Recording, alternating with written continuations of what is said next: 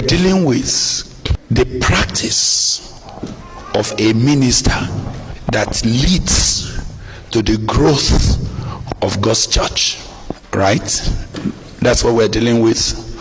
And I'm going to be very systematic and a bit technical this morning, because we're dealing now with each practical, what you are going to stand from this meeting to go and do.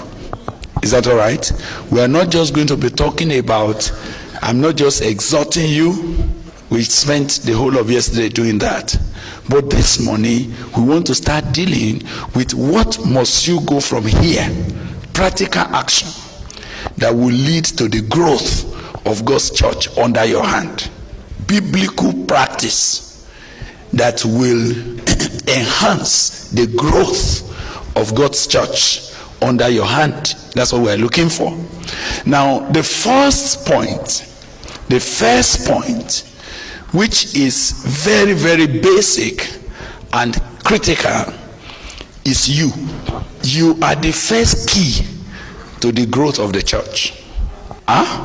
You, the clergy, the man of God, the pastor, the preacher, is the first key to the growth of the church. The church either grows at your instance, or the church dies at your instance. Growth in the church will be affected very, very greatly by you, and it could be, their growth could be hindered very, very greatly by you. So the first key issue is you, and let's deal with that very quickly. We have been dealing with it over and over and over and over. Everybody that have been speaking has been speaking about you,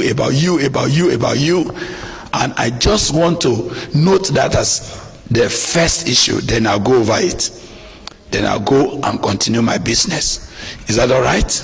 Now, I therefore, a prisoner of the Lord, beseech you that you do what?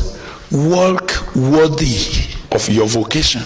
The first issue is that you must walk worthy. You must walk in such a way that the confidence that God has reposed on you by putting you in the ministry is not disappointed.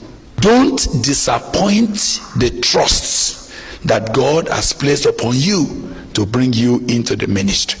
You know why? Do you know why?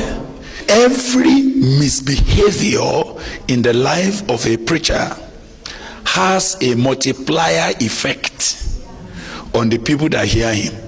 Every time anything goes wrong in the life of the man of God, it has an exaggerated effect on everybody that he is ministering to. Whether you hide it or you don't hide it, the fact is that what goes on in your inner life has a direct bearing on what comes out through your mouth.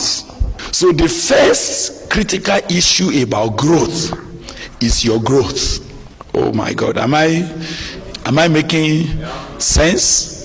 Your growth actually is a critical ingredient for church growth. When the man of God stops growing, he cannot grow the church. It is not possible for you to grow people when you yourself are not growing.